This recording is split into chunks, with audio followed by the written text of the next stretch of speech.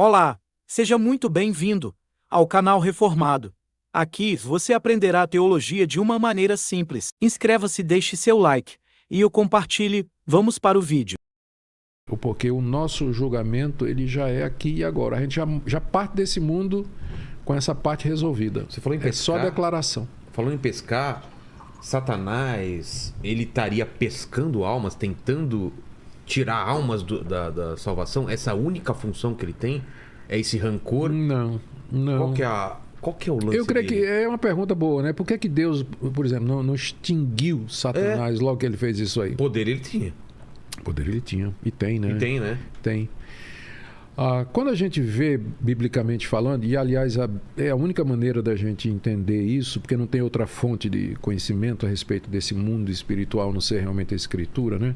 Quando a gente se debruça na Bíblia, a gente percebe que Satanás, ele tenta, ele prova, ele aflige, ele acusa. É o acusador, É o né? acusador. O que ele puder fazer para misturar as coisas, ele faz. Ele é o autor de enganos e erros teológicos, 1 Timóteo capítulo 4.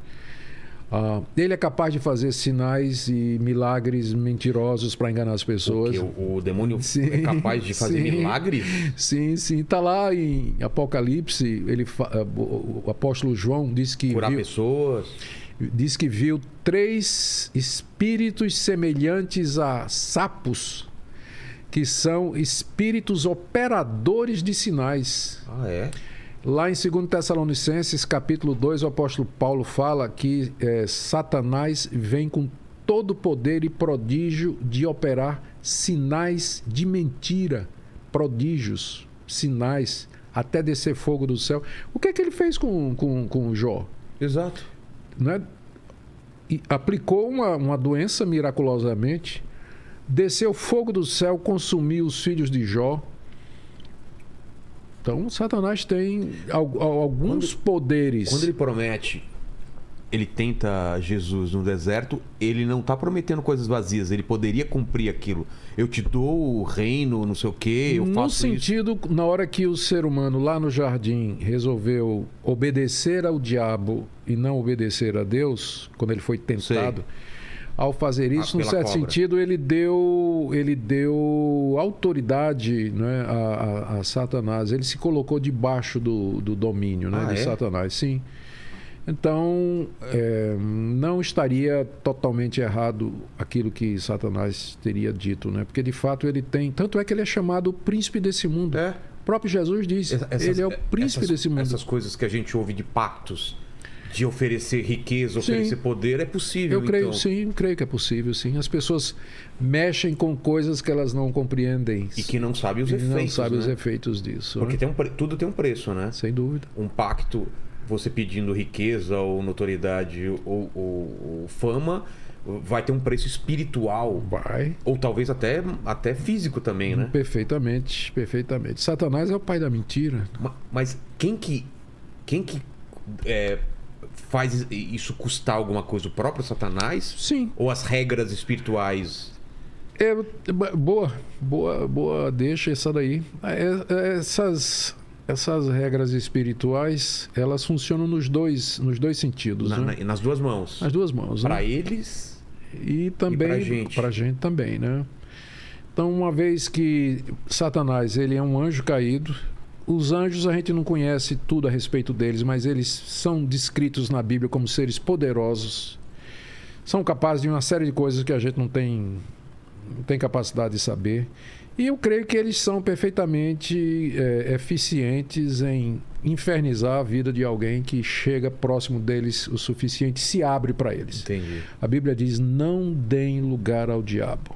O apóstolo Paulo diz isso em Efésios capítulo 4. Também tem alguma coisa de não conversar com mortos ou não... Também proíbe lá no livro de Deuteronômio, o livro do profeta Isaías, antigamente, no Antigo Testamento, a consulta aos mortos era alguma coisa vista como uma ofensa a Deus. Por que em favor dos mortos, por que em favor dos vivos vão consultar os mortos? Por que vocês não consultam a Deus? Então, na hora que você vai consultar os mortos, é uma negação de Deus. Entendi. O que é que você quer saber, ou o que é que você vai pedir aos mortos que Deus não poderia dar? Então não é tanta consulta aos mortos, mas o que isso representa com relação a Deus?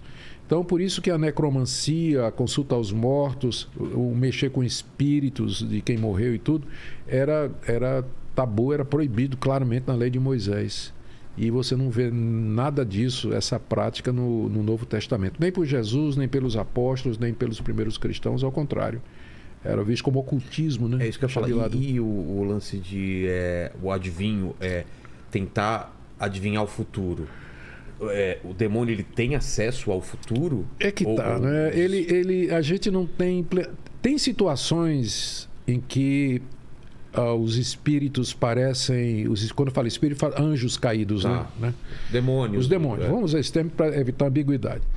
Tem situações em que os demônios parecem ter um conhecimento privilegiado do futuro. Há um caso lá em Atos capítulo 16, do apóstolo Paulo na cidade de Filipos. Ele estava indo... Todo dia ele saía para pregar o evangelho e vinha uma adivinha, uma moça que tinha um espírito de adivinhação. O nome espírito de adivinhação é um nome grego Piton, que é o mesmo nome Piton, exatamente, que é o mesmo nome dado a Pitonisa de Endor, que era o oráculo na cidade de Delfos, que ela era a intérprete do deus Apolo, que era o deus mensageiro. Então todo mundo, eu estive lá visitando o lugar, todo mundo, inclusive no alto da montanha, você tem que subir um lugar alto para poder... Em Delfos, lá na Grécia. Tinha o templo do deus Apolo e a Pitonisa, ela fazia essa ligação entre esse Ela entrava em transe, exatamente, fazia ligação. Falaram e que trazia tinha umas coisas, algumas que saíam da Terra que deixavam ela... A ideia é exatamente essa, né? Que ela entrava em transe por conta desses gases que brotavam e tudo mais. Mas de qualquer forma, o nome dela era Pitonisa e é o mesmo nome que aparece lá em Atos 16 para descrever a moça que era possuída de um espírito de Piton. De adivinhação. Adivinhação. E ela estava dizendo todo dia, esses homens, estava falando de Paulo e Silas, eles são servos do Deus Altíssimo e eles estão anunciando o caminho da salvação. Então ela sabia. Fez isso vários dias, até que Paulo perdeu a paciência, se virou e expeliu o demônio, que custou a ele um processo, foi preso. E aí ela parou de adivinhar. Parou, não tinha mais condição de adivinhar. Mas a questão